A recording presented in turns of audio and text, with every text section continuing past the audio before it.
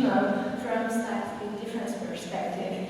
And I'm also doing that because of the chart that you can see here. And here you can see that only 37% of US adults believe that GMOs is safe, when in comparison, 88% of scientists believe it's safe. So there's a huge gap there, and I really think that we have to change that.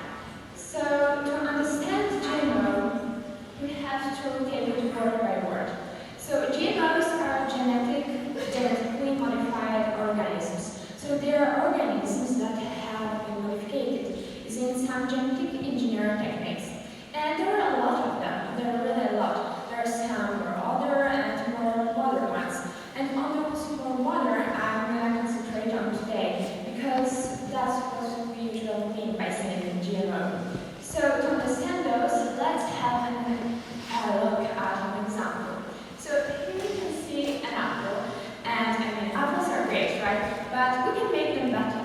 So let's say we want our apple to be more red. Well, in order to achieve that, we have to take a tissue, a plant tissue, that's called callus. And we can go into this tissue cells, and we can go into its nucleus, into the DNA, and using a tool called CRISPR, we can duplicate the fragment, the exact fragment of the DNA that, let's say, codes the information about the redness. So then, when our apple tree will grow, the apples that will grow will be more red. So that's exactly what we want to achieve, and that's really great. And then, let's say we don't want our apple to have some other species, because we, as consumers of apples, we don't really want seeds in our apples, right? They are useless, we don't need them. So what can we do? Well, we can go into this tissue called callus, and we can modify it in a way so it won't have the gene that contain the information about the seeds. So then our apples won't contain those seeds, which is amazing. But then, what if we want our apple to, for example, taste like banana?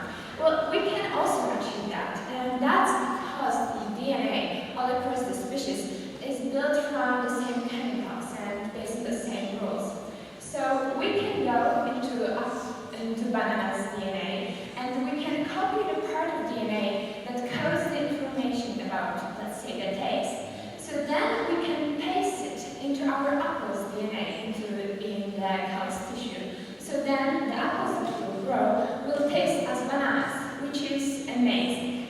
But then people are still worrying that this is bad and that it's not healthy, and it's really not, because our digestive system, it perfectly deals with DNA, so with GMOs, because it's really not a difference if you digest a little bit more or a little bit less of DNA. So, but then people are also worrying that it can be dangerous for the environment. And it's also not, because we can make it unspeakable, right? We can make those seeds, or we can make them inactive. So it's really not a bad thing for the environment. So now we know that GMO is not bad.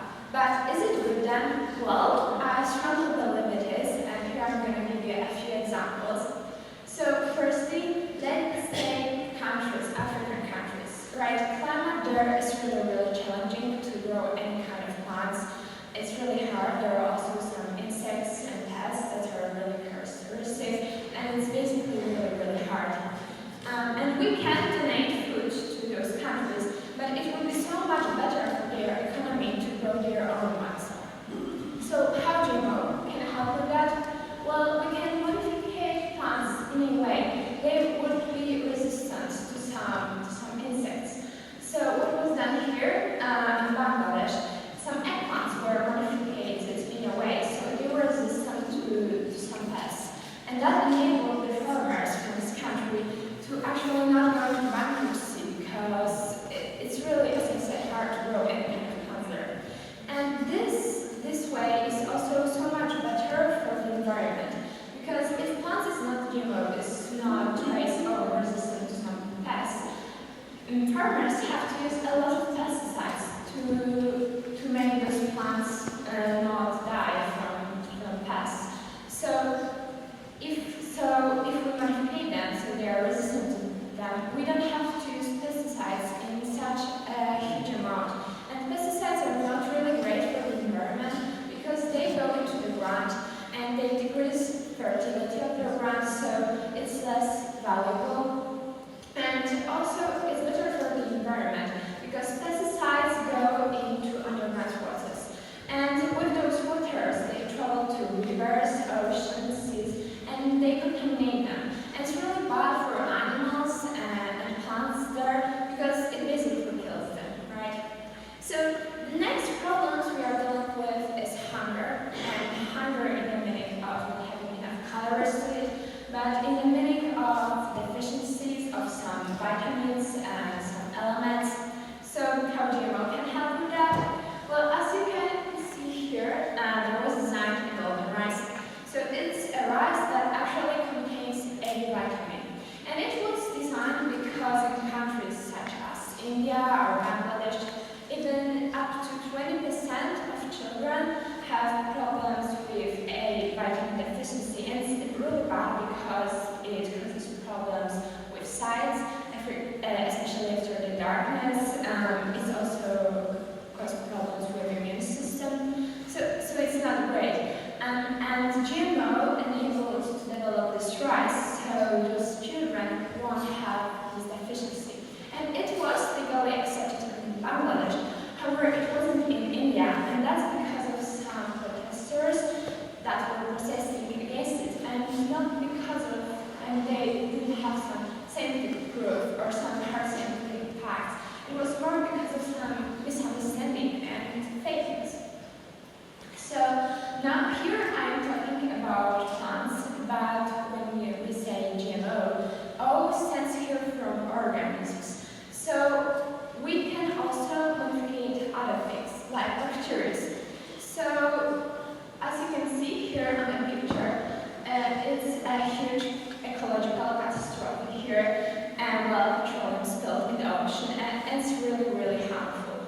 So we can gently modify bacteria in a way, so they would break down this petroleum into less harmful chemicals for the environment, and that's really great. And it also gives us further perspective that if we can break down petroleum into something that's less harmful, maybe we can also break down things like the enormous amount of trash that we produced. So that's really great.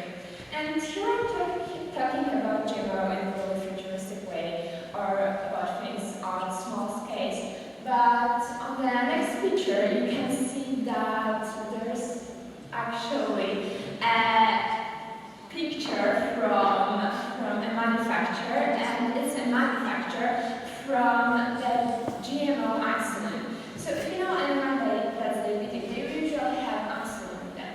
It's also used in hospitals, and insulin in the past was taken away from animals, and some people were allergic to it. And nowadays we are actually able to produce the exact insulin that we normally produce, and that's because of the GMO bacteria. And those bacteria contains a gene that our cells in our pancreas does. So that's really great.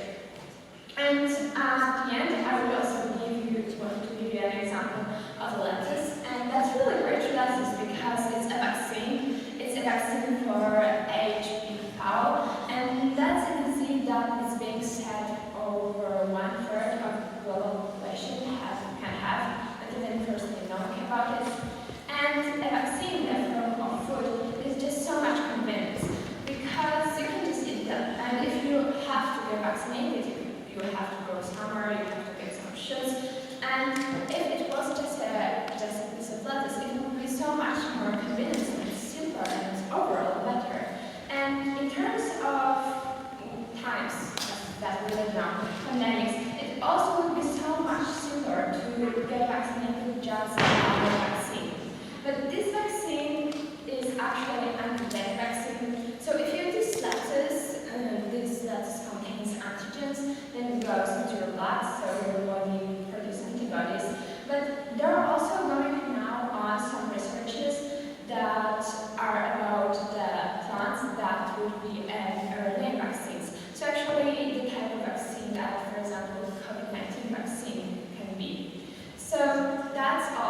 today. I hope you change your mind a little bit about GMO, and I